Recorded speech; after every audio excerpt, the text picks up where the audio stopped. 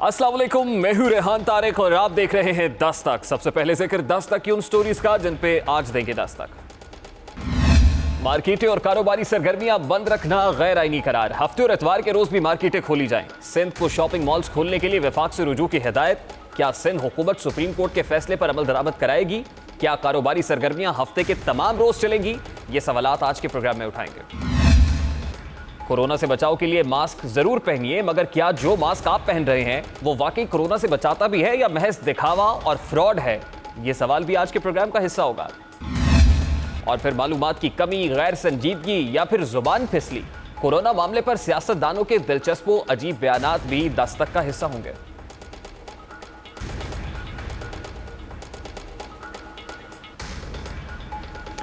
अंग्रेजी की एक मशहूर कहावत है कि a man is a social animal, यानी इंसान समाजी हैवान है। मतलब इंसान का अपने जैसे इंसानों के साथ मिलना जुलना, उठना बैठना, कारोबार, लेन देन और दीगर दुनियावी मामलात एक फितरी अमल है।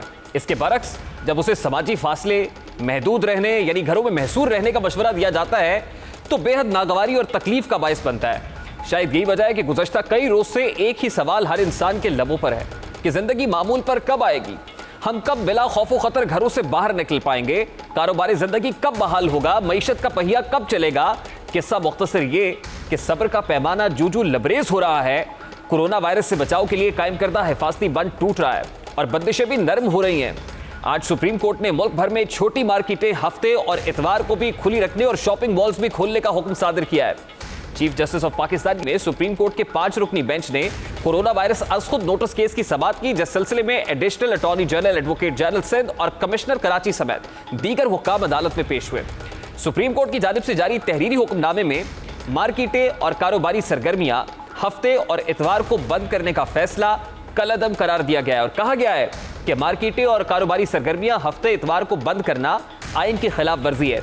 पंजाब, इस्लामाबाद के एडवोकेट जनरल्स ने आज शॉपिंग मॉल्स खोलने की यकीन दहानी कराई, जबकि सिंध में शॉपिंग मॉल्स बंद रखने की कोई वजह नजर नहीं आती। ये सुप्रीम कोर्ट ऑफ पाकिस्तान की जानिब से हुक्मनामे में लिखा गया है। सिंध शॉपिंग मॉल्स खोलने के लिए वफाकी हुकूमत से रुजू करे। केपी, बलूचिस्तान, गिलगित और आज़ाद कश्मीर में मार्केटें खुली हैं और इजाज़त के बाद सूबे शॉपिंग मॉल्स खोलने में रुकावट पैदा ना करे। तमाम वसाइल सिर्फ कोरोना पर खर्च किए जाने चाहिए। वफाकी और सूबाई हुकूमतें वसाइल खर्च करने से मुताल्लिक अपना मौक़िफ़ दें कि पाकिस्तान में कोरोना इतना संगीन नहीं है जितनी रकम खर्च की जा रही है। कोरोना से ज़ायद सालाना अमवात दीगर अमराज से होती हैं। इसी तरह एनडीएमए के लिए कहा गया है कि एनडीएमए अरबों रुपए कोरोना से मुताल्लिक खरीदारी पर खर्च कर रहा है। कारोबार और सनतें तवील अरसे से बंद रहीं तो इन कारोबार को बहाल होना मशकूक हो जाएगा। कारोबार सनतें बहाल ना होने से लाखों वर्कर सड़कों पर होंगे, यानी अगर ये कारोबार नहीं खुलते हैं तो फिर माशी सरगर्मियां बहाल करना नामुमकिन सा दिखाई देगा। इतनी बड़ी तबाही को हुकूमत के लिए डील करना नामुमकिन हो जाएगा। एनडीएमए की रिपोर्ट इत्मीनान बख्श नहीं है। रिपोर्ट पर अटॉर्नी जनरल और मुतल्लिका हुक्काम का मौक़िफ़ सुनेंगे और मुल्क भर की ताजिर बिरादरी अब सुप्रीम कोर्ट के फैसले का खैर मकदम कर रही है, यानी बल्कि यूँ कहिए कि सुख का सांस लिया है। जबकि वफाकी वज़ीर रेलवे शेख रशीद ने अदालत उज़्मा के इस फैसले के खैर मकदम के साथ साथ 20 मई से मुल्क भर में 30 ट्रेनें चलाने का भी ऐलान कर दिया और यह भी कहा है कि अगर एहतियाती तदाबीर पर अमल किया गया तो 1 जून से तमाम ट्रेनें चला देंगे। सुप्रीम कोर्ट को मैं सलाम पेश करता हूँ, सुप्रीम कोर्ट को मैं खराज अकीदत पेश करता हूँ। उन्होंने बहुत सारा काम आसान कर दिया है। बड़ी मुश्किल से गरीब की सवारी की इजाज़त मिली है। 20 तारीख से लेके 31 तारीख हमने नया टाइम टेबल भी दिया है। तमाम ट्रेनों पे SOP लाजमी करार दी जाए और अगर किसी भी शख्स में थोड़ी सी जिम्मेदारी का एहसास है तो वो ये यकीन रखे कि किसी मुसाफिर को लेने नहीं आएगा, किसी मुसाफिर को छोड़ने नहीं आएगा। मैं खुद इसको सुपरवाइज कर रहा हूँ और किसी डिवीजन सुपरिटेंडेंट के इलाके में ट्रेन में SOP की खिलाफ वर्जी हुई तो मैं उसी वक्त उस डिविजनल सुपरिटेंडेंट ऑफिसर के खिलाफ एक्शन होगा।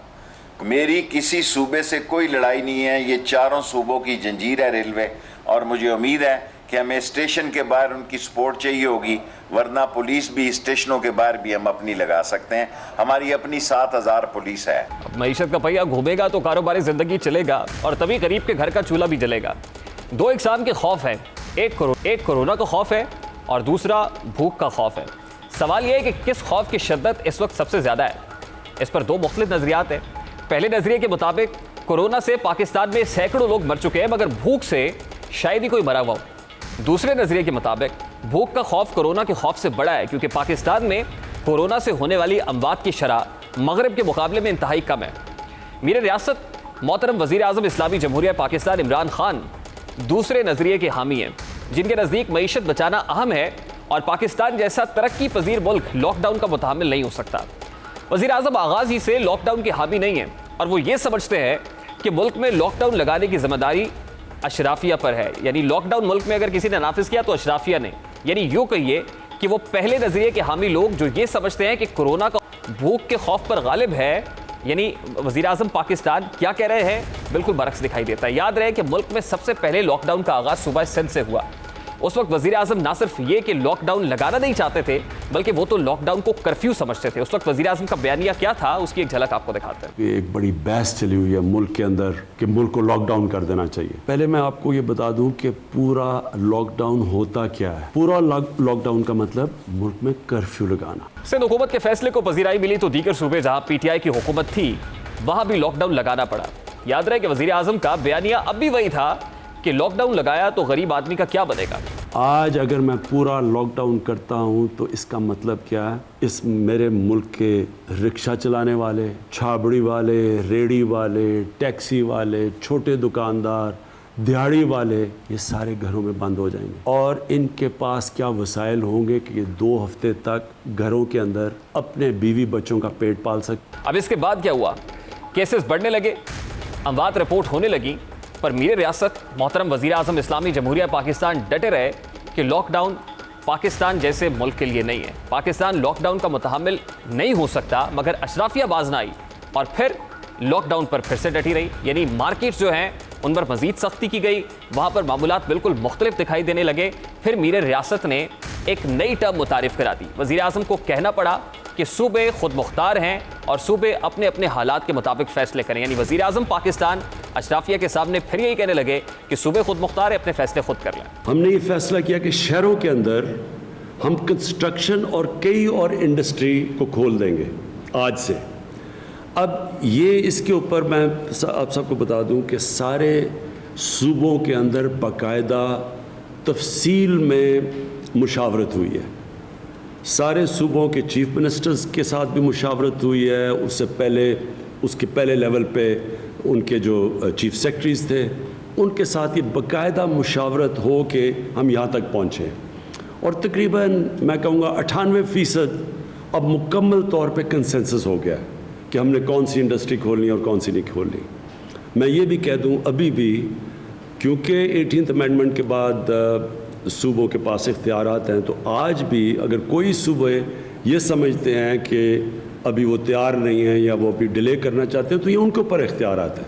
ये सेंटर उनके ऊपर किसी किस्म का भी अपना जो सोच है वो लागू नहीं करेगा। वज़ीर आज़म चाहते थे कि लॉकडाउन हटाया जाए, लेकिन फिर भी वो सूबों के ऊपर डाल रहे हैं। मेरे रियासत अपने बयानिए पर तो डटे रहे, मगर सूबों ने अपनी रविश ना बदली। हाँ, इतना फ़र्क ज़रूर आया कि अब मीर रियासत ने दरमियानी राह तलाश कर ली और वो दरमियानी राह थी स्मार्ट लॉकडाउन। यानी अब स्मार्ट लॉकडाउन की बातें सुनाई देने लगी। अब स्मार्ट लॉकडाउन की तरफ जाना पड़ेगा। स्मार्ट लॉकडाउन का मतलब ये है कि अब हमें खोलनी पड़ेंगी चीज़ें लोगों के लिए। जो छोटी दुकान है या जो कंस्ट्रक्शन, जो लो रिस्क एरियाज हैं, ये खोलने पड़ेंगे, क्योंकि ये इनडेफिनेटली अब लॉकडाउन हो ही नहीं सकता, क्योंकि हम इतने ज़्यादा लोगों तक पहुंच ही नहीं सकते जो लोग मुतासर हैं। यानी हर रेस्टोरेंट्स में वेटर्स, हर जगह लोग मुतासर हैं। तो जो भी गवर्नमेंट करने हम इतने नहीं पहुंच सकते। लिहाजा ये जो पैसा इकट्ठा कर रहे हैं ये उन लोगों की मदद करेगा जब तक कि लोगों के कारोबार, ये जो कंस्ट्रक्शन शुरू नहीं होती, तो ये उनको जाके फीड करेगा। ये जो एक्स्ट्रा पैसा भी आएगा। जो स्मार्ट लॉकडाउन का मतलब ये कि हम जिधर हमें पता चला कि आउटब्रेक है तो उधर हम जाके कंट्रोल करें और बाकी हम फिर मुल्क को चलने दें। कि स्मार्ट लॉकडाउन का कंसेप्ट जब इमरान खान ने दिया तो अभी न्यूयॉर्क की तरफ से न्यूयॉर्क शहर का गवर्नर कहता है कि पाकिस्तान में जो कॉन्टैक्ट ट्रैकिंग और कॉन्टैक्ट ट्रेसिंग के ऊपर स्मार्ट लॉकडाउन का कंसेप्ट आप लेके आए थे, न्यूयॉर्क उसको फॉलो करने जा रहे हैं, लेकिन इनको पसंद नहीं आया।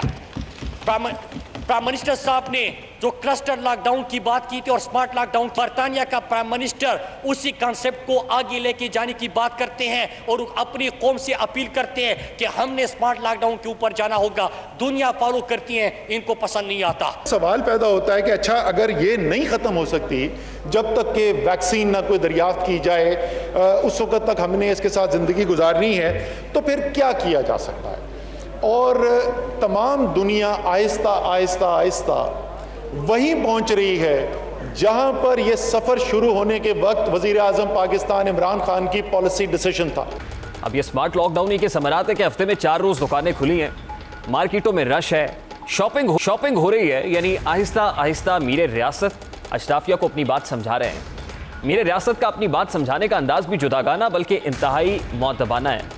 मुल्क का वज़ीर आज़म गालिबन फिर अशराफिया से दरख्वास्त कर रहा है कि ट्रांसपोर्ट हमारे कई सूबों के अंदर ये ख़त से आया कि अगर ट्रांसपोर्ट खोलेंगे, डिस्ट्रिक्ट में इंटर डिस्ट्रिक्ट की ट्रांसपोर्ट खोलेंगे तो वायरस ज़्यादा तेज़ी से फैल जाएगी। मेरा इसके ऊपर ये है कि देखें, हम जो भी कदम उठाएं पहले ये सोचें कि हमारा जो सबसे गरीब तबका है उसकी हम मदद कैसे कर सकते हैं, क्योंकि इस कोरोना वायरस में जो आज सबसे मुश्किल में है वो हमारा गरीब तबका है।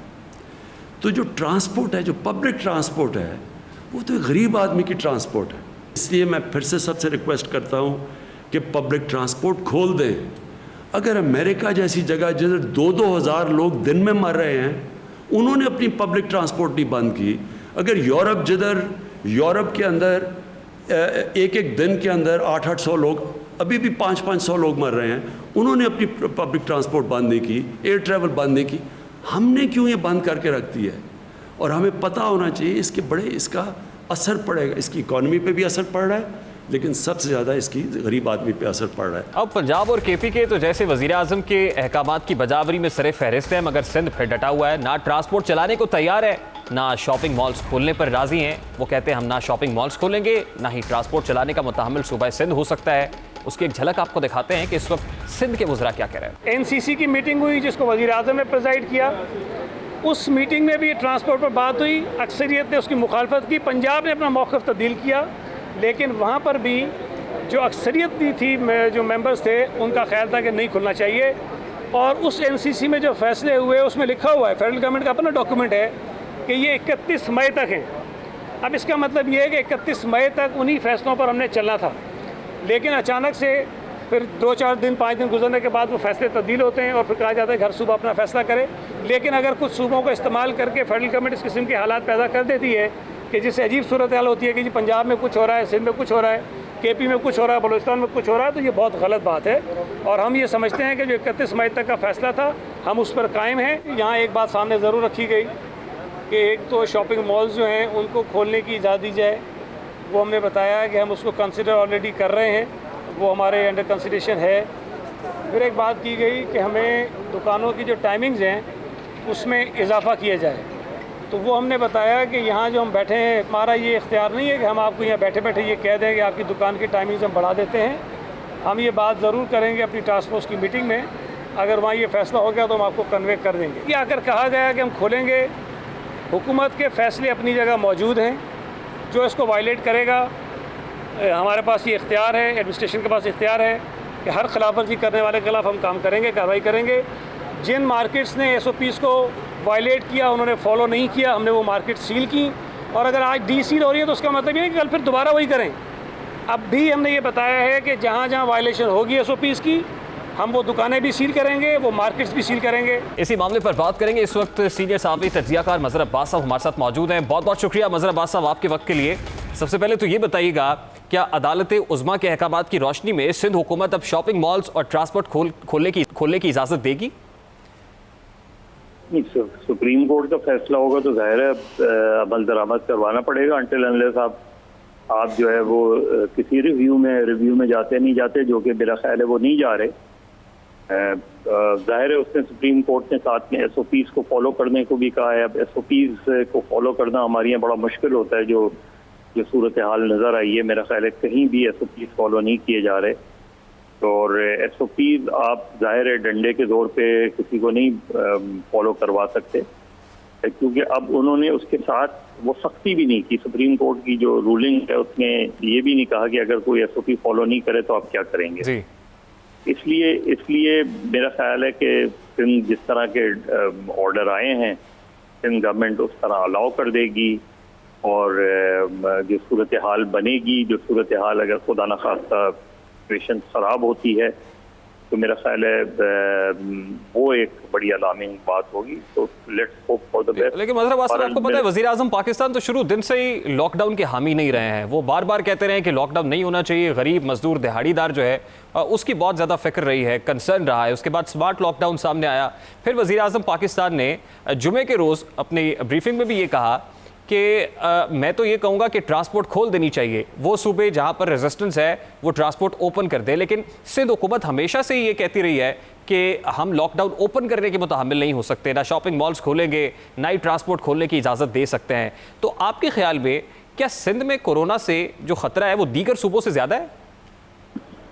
देखिए, हमारी यहाँ चूँकि इस तरह की चीज़ों की तहकीकात नहीं होती, लेकिन सिंध ने जब शुरू में लॉकडाउन किया तो उसको बाकी 3 सूबों ने फॉलो किया जी।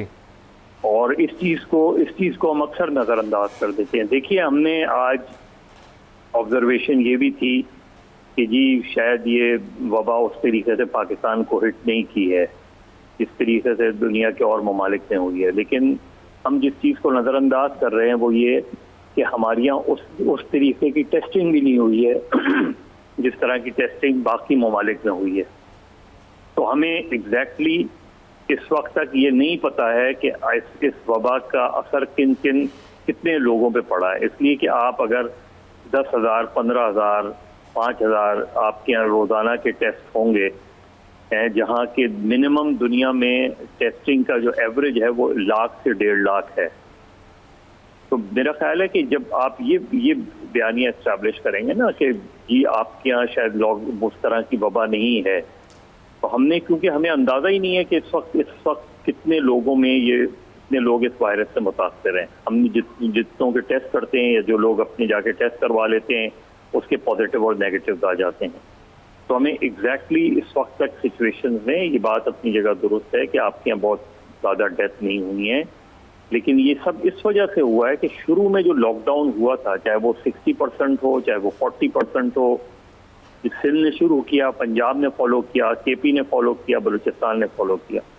तो आज अगर किसी हद तक आपको सिचुएशन उस लिहाज से कंट्रोल लग रही है कि आपके यहाँ डेथ रेशो जो है वो बहुत कम है जी, तो उसका क्रेडिट उस इनिशियल लॉकडाउन को भी देना चाहिए। जो इनिशियल इक़दाम किए गए वो उसको देखना चाहिए। और आज भी जब हम ये बात कहते हैं कि SOPs को फॉलो करना चाहिए, आज भी जब हम बात ये करते हैं कि जी इसको सोचना चाहिए कि हम 24 घंटे खोल सकते हैं, नहीं खोल सकते, तो इसका एक दूसरा एस्पेक्ट भी है। इसलिए कि देखिए, प्राइम मिनिस्टर बिल्कुल ठीक कह रहे हैं कि जी बेरोजगारी है, भूख से लोग मरते हैं, भूख से लोग मर जाने का खतरा होता है। लेकिन उसका एक दूसरा एस्पेक्ट भी है और वो ये है कि आखिर क्या वजह है कि 90% डॉक्टर्स ये कह रहे हैं कि लॉकडाउन से ये वायरस कम होगा, लॉकडाउन से ये वायरस कंट्रोल हो सकता है किसी हद तक। और जाहिर है लॉकडाउन कोई परमानेंट सोल्यूशन नहीं होता। तो मेरा ख्याल है हम, क्योंकि खुदा का शुक्र है कि हमारे यहाँ डेथ रेट उस तरह नहीं है। लेकिन सब नेशनल कंसेंसस जिसके बारे में WHO भी कह रहा है कि ये वक्त ऐसा है कि जब कौमी इत्तफाक़ राय पैदा करने की ज़रूरत है। लेकिन हम देख रहे हैं कि वफाक और सिंध के माबैन वो इत्तफाक़ राय शुरू दिन से पैदा नहीं हो पाया है। हर मामले के ऊपर एक क्लियर डिवाइड दिखाई देती है। तो क्या मामला महज कुछ सियासी है या कोई और बात है? किसका डिसीजन बेहतर है कि वफाक ठीक फैसले कर रहा है, सिंध उसको फॉलो नहीं कर रहा, सिंध ठीक सोच रहा है और वफाकी हुकूमत सियासत कर रही है? हो क्या रहा है मजहर साहब? देखिए, सिंध ने शुरू के जो सिंध के फैसले थे वो दुरुस्त थे फैसले सिंध के, और मैं इसलिए दुरुस्त कह रहा हूँ कि उसको फिर बाकी सूबों ने फॉलो किया। अगर आप मार्च के महीने के फिगर वो उठा के देख लें तो सिंध जो इक़दाम करता रहा उसको पंजाब, KP और बलूचिस्तान फॉलो करते रहे। प्राइम मिनिस्टर का बिल्कुल अपना एक अलग व्यू था और वो ये समझ रहे थे कि इससे बेरोजगारी फैलेगी, इससे भूख अफलास, और वो अपनी जगह दुरुस्त है।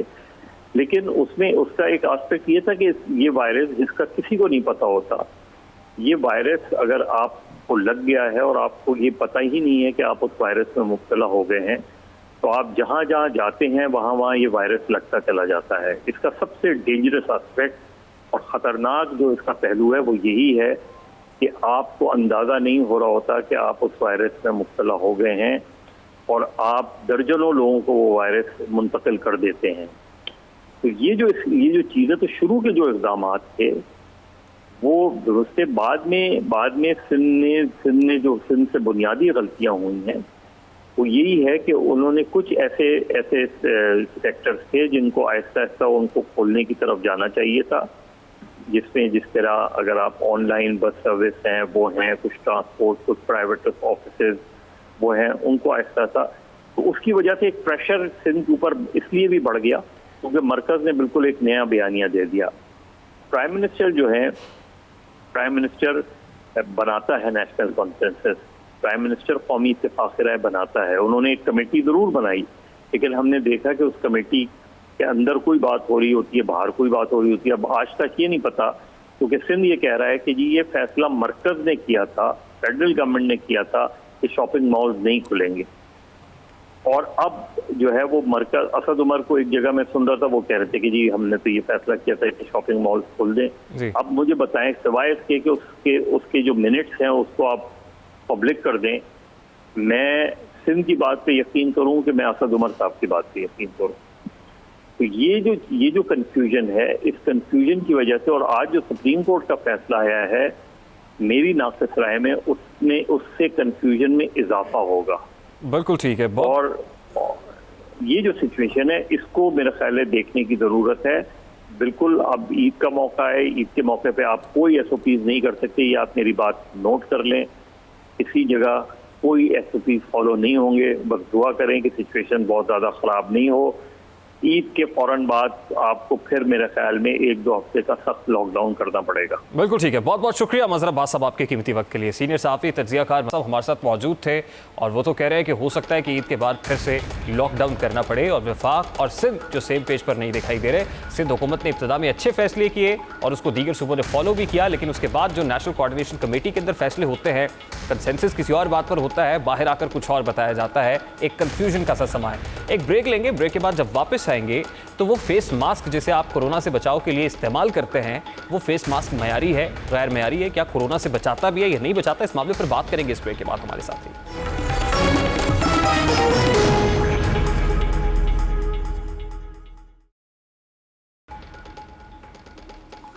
Welcome back. कोरोना क्राइसिस में जहां आलमी मईशत बुरी तरह मुतासर हुई है, दर्जनों कारोबार आसमान से जमीन पर आ गए हैं। यूँ कहिए कि कोरोना ने तो जैसे बहुत से लोगों की जेबों पर कैंची चला दी है और बाइसे ज़हमत साबित हुआ है। वही कुछ कारोबार और उनसे वाबस्ता लोगों को यही कोरोना वायरस ज़मीन से आसमान पर ले गया है, यानी ब्लेसिंग इन डिस्गाइज साबित हो रहा है। इन कारोबारों में से शायद सरे फहरिस्त कारोबार कोरोना के खिलाफ हिफाजती सामान यानी पर्सनल प्रोटेक्शन इक्विपमेंट बनाने का है। खुसूसन फेस मास्क बनाने वालों की तो जैसे चांदी हो गई है। इसकी वजह माहिरीन की जानिब से मास्क पहनने की तजवीज़ और इसका बढ़ता हुआ इस्तेमाल है। वो सर्जिकल मास्क जो पहले 5 रुपये में दस्तयाब था, आज वही मास्क 20 रुपये से 30 रुपये में दस्तयाब है। वो N95 मास्क जो 150 से 300 रुपये में दस्तयाब था, आज 1500 से 2500 रुपये में दस्तयाब है। ये मास्क पहले तो शायद एहतियात के तौर पर इस्तेमाल करने का मशवरा दिया जा रहा था, मगर अब हुकूमत अवामी मकामात पहनने की पाबंदी भी कराएगी, इस बात का इंदिया डॉक्टर जफर मिर्जा भी दे चुके हैं। के लिए कि पब्लिक प्लेसेस के अंदर या ऐसी जगह की जहाँ पे हजूम है और आपको जाना पड़ेगा, और सोशल डिस्टेंसिंग को बरकरार रखने के बावजूद हम इस बात की पाबंदी अब लगा रहे हैं और इसका नोटिफिकेशन जारी कर रहे हैं कि मास्क अब पहनना ज़रूरी है, क्योंकि हमने लॉकडाउन के ज़रिए बहुत ईज़ किया है, गहमा गहमी ज़्यादा हो गई है। तो इसलिए SOPs के ऊपर उनका इतलाक़, उन पर अमल करना, और उसके साथ साथ ख़ास तौर पे मास्क के ऊपर जो पाबंदी है उसमें हम सख्ती ला रहे हैं। हालिया दिनों में हमने फेस मास्क की मुख्तलिफ इक़साम के बारे में सुना, और आज सर्जिकल मास्क N95 और N90 मास्क मार्केट में दस्तयाब हैं। वो मास्क जो पहले दरामद किए जाते थे आज पाकिस्तान में बन रहे हैं, और वफाकी वज़ीर science and technology Fawad Chaudhry के मुताबिक अब पाकिस्तान जल्द ये मास्क बरामद भी करना शुरू कर देगा। मगर सवाल ये है कि क्या जो मास्क पाकिस्तान में बनाए जा रहे हैं वो कोरोना के खिलाफ कारगर हैं? क्या ये मास्क अहलियत के मैयार पर पूरा उतरते हैं? क्या मार्केट में लाने से पहले इन्हें जांचा और परखा भी जाता है?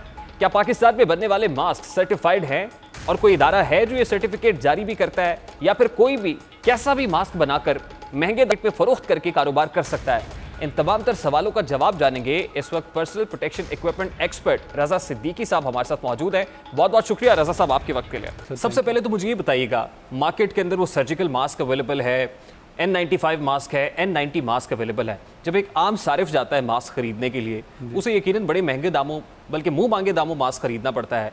उसे कैसे पता चलेगा कि ये मास्क मयारी है, गैर मयारी है या नाकिस है? सर बात यह है कि बड़ा सादा सा तरीका है, एक आम आदमी के लिए इसके लिए साइंटिस्ट होना या उसको पढ़ा लिखा होने की भी ज़रूरत नहीं है।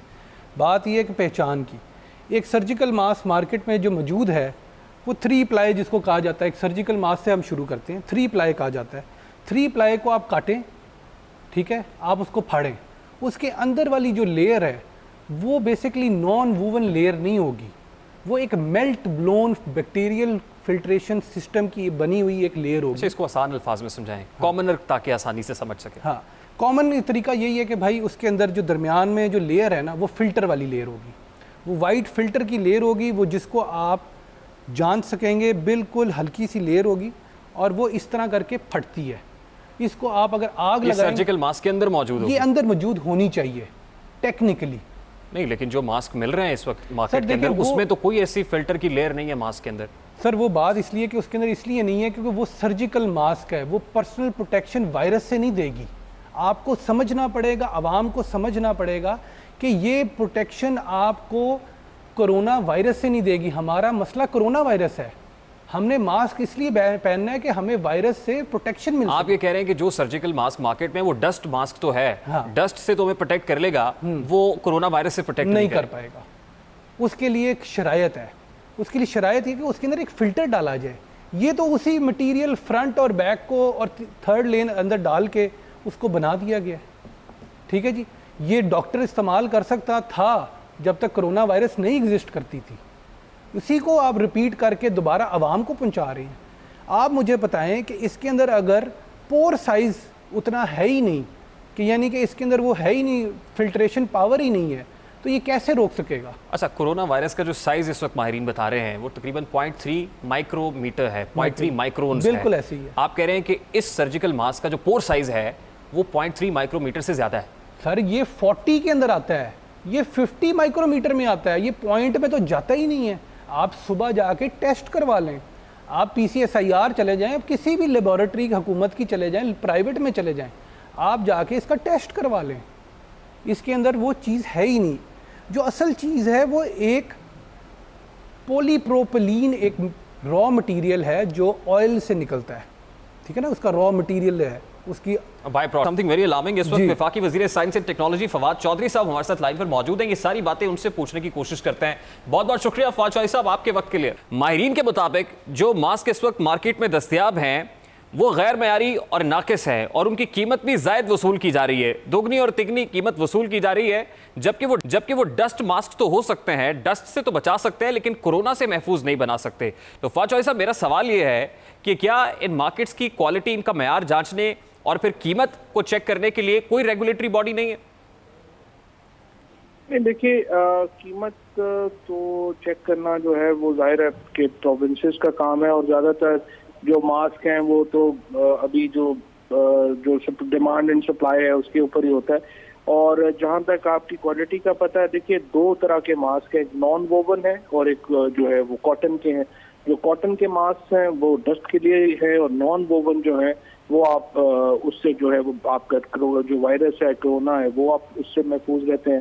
सो नॉन वोवन मास्क भी अवेलेबल हैं और कॉटन के मास्क भी अवेलेबल हैं। अब ये तो अगले की चॉइस है वो क्या पहनना चाहते हैं। आम आदमी को तो N95 मास्क जो है वो नहीं रिकमेंड सर, आप बिल्कुल दुरुस्त कह रहे हैं, लेकिन फ्रंट लाइनर्स को भी जो N95 मास्क दस्तयाब है, जो पाकिस्तान में बन रहा है, जो आपके मुताबिक पाकिस्तान एक्सपोर्ट भी करेगा मुस्तकबिल करीब में, हम दुआ करते हैं कि हम इसको एक्सपोर्ट करने के काबिल हो जाएं, लेकिन वो फ्रंट लाइनर्स को भी जो मास्क दे रहे हैं, जो पाकिस्तानी मास्क है, उसमें वो क्वालिटी और एफिशिएंसी का फिल्टर मौजूद नहीं है जो N95 में होता है, जो हम इम्पोर्ट किया करते थे। KN95 जो है हम चाइना से इम्पोर्ट करते हैं या अमेरिका के अंदर तैयार होता है, वो उसकी क्वालिटी उस स्टैंडर्ड की नहीं है।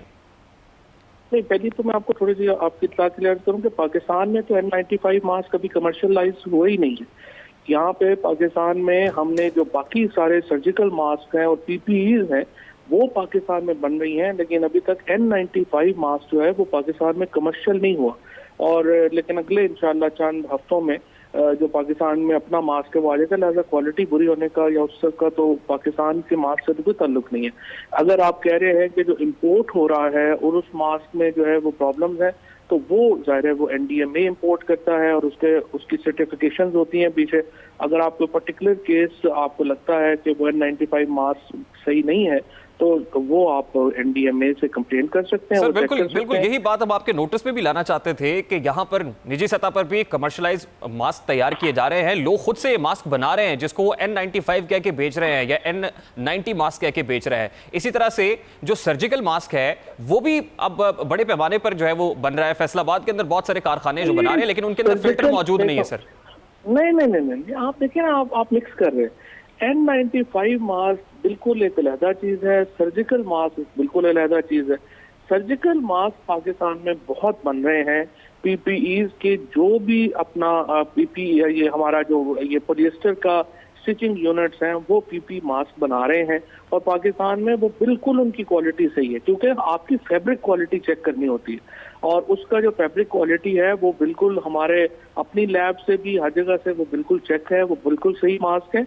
N95 मास्क जिसकी फिल्टर की आप बात कर रहे हैं वो पाकिस्तान में अभी कमर्शलाइज नहीं हुआ, हो जाएगा लेकिन अभी वो हुआ नहीं है। इसीलिए उसकी जो दरामद है पाकिस्तान से बाहर भेजने के ऊपर भी बैन है, क्योंकि वो भी चाइना से, हम खुद चाइना से बाकी जगहों से हम इंपोर्ट कर रहे हैं। ठीक है, बहुत बहुत शुक्रिया फवाद चौधरी साहब आपका। वाकई वज़ीर science and technology Fawad Chaudhry हमारे साथ मौजूद थे और वो ये कह रहे हैं, अभी भी अपनी बात पर डटे हुए हैं कि जो मास्क हम बना रहे हैं वो mask up to the mark है, उसकी क्वालिटी इतनी है कि हम उसको एक्सपोर्ट कर सकते हैं, लेकिन सूरत हाल इसके बिल्कुल बरक्स है और जिस कीमत में वो मास्क फरोख्त किए जा रहे हैं उस पर भी कोई चेक नहीं है। वो कह रहे हैं कि सूबों को चेक रखना पड़ेगा, लेकिन सूबों के अंदर कोई चेकिंग नहीं हो रही है। ब्रेक लेंगे और ब्रेक के बाद जब वापस आएंगे तो सियासतदानों के दिलचस्प व अजीब बयानात लेकर आपकी खिदमत पे हाजिर होंगे। हमारे साथ रहिए।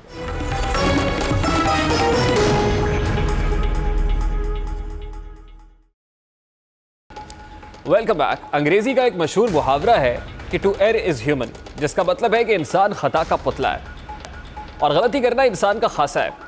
इसी बात को बाज़ औक़ात इस अंदाज से भी किया जाता है कि वो इंसान ही क्या जो गलती ना करे, मगर जब आला उहदों पर फाइज हुकूमती शख्सियात मसलन वज़ीर आज़म, वफाकी वज़रा, मुशीरों और माविनीन खुसूसी की जानिब से खिलाफ तवक्को ऐसी बात की जाती है जिसका दूर दूर तक ज़मीनी हक़ाइक़ से कोई ताल्लुक नहीं होता, मरीख़ और अलफ लैलवी दास्ताने, गैर हकीकी आदाद शुमार, स्याह को सफ़ेद और सफ़ेद को स्याह, मुबहम तज्ज़िये और अखलाकी पैराए से हटकर बातें बयान करने की कोशिश की जाती है तो आवाम में खूब चर्चा होता है, मौज़ूए बहस भी बनती हैं और फिर सोशल मीडिया पर वायरल भी होती हैं।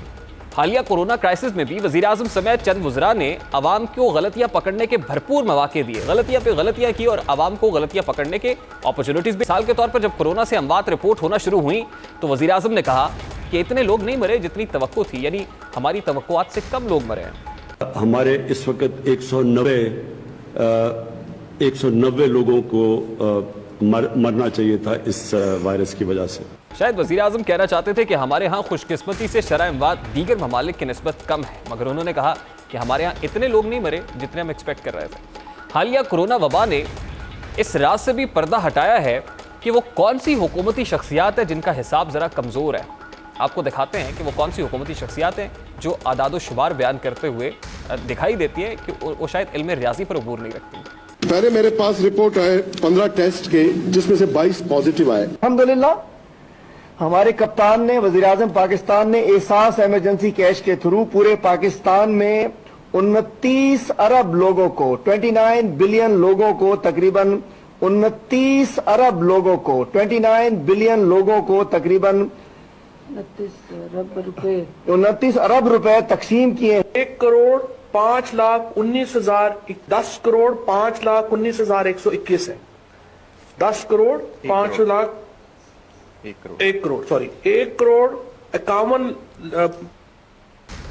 जुबान फिसलना, अनजाने में या गैर इरादी तौर पर गलती से कोई जुमला अदा हो जाना एक बात है, मगर नियतन और इरादतन कमाल बहादुरी के साथ कुछ बातें कह जाना भी तहरीक इंसाफ हुकूमत का खासा है। मिसाल के तौर पर वज़ीर आज़म इमरान खान के चंद बयानात मुलाहिज़ा फरमाएं। मुझे तो अंदाजा ही नहीं था कि मेरी हुकूमत इतनी एफिशिएंट है। जब लोग बाहर की टेलीविजन देखते हैं और दुनिया में मुल्कों में क्या हो रहा है, तो वो जब देखते हैं तो वो कहते हैं जी ये तो सिर्फ बूढ़ों को या बीमारों को इफेक्ट करता है, नौजवानों को इफेक्ट नहीं करता। लेकिन मैं आप सबको ये कहना चाहता हूं, एक दो जगह मैंने बड़े अजीब अजीब चीजें सुनी है। कोरोना वायरस सिर्फ, फिर से मैं सबको कौम को बताना चाहता हूं, ये सिर्फ बूढ़ों को और बीमार लोगों के लिए खतरा है। इन्हें यू टर्न्स भी कहा जा सकता है। अब जरा वजीर आजम के चंद नौरत्नों की बातें मुलाहिजा फरमाएं। सो लकीली कोई IMF वर्ल्ड बैंक ने बेहतरी का सबूत दिया, वरना तो हम ऑलमोस्ट डिफॉल्ट हो गए थे जी। ऑलमोस्ट इमरान साहब हमारा काम फाइनेंशियल खत्म हो गया था और ग्रोथ तो मनफी होनी थी, लेकिन किस्त के लिए तो छुट्टी हो गई थी। सो एक वक्फा मिल गया। अगर 100 बंदे इन्फेक्ट हुए तो 80% पैनाडोल के साथ ही रिकवर कर लेंगे, उनको किसी किस्म की मजीद दवाई की जरूरत नहीं पड़ेगी। अब चंद तज्जियाकार तो वजीर आजम के कोरोना वायरस पर रिस्पॉन्स को बिल्कुल अमरीकी सदर डोनाल्ड ट्रंप के बयानात से तशबीह देते हैं कि दोनों का रवैया खासा मिलता जुलता है। A lot of people think that goes away in April with the heat, as the heat comes in. You may ask about the coronavirus, which is, very well under control in our country. We have it totally under control.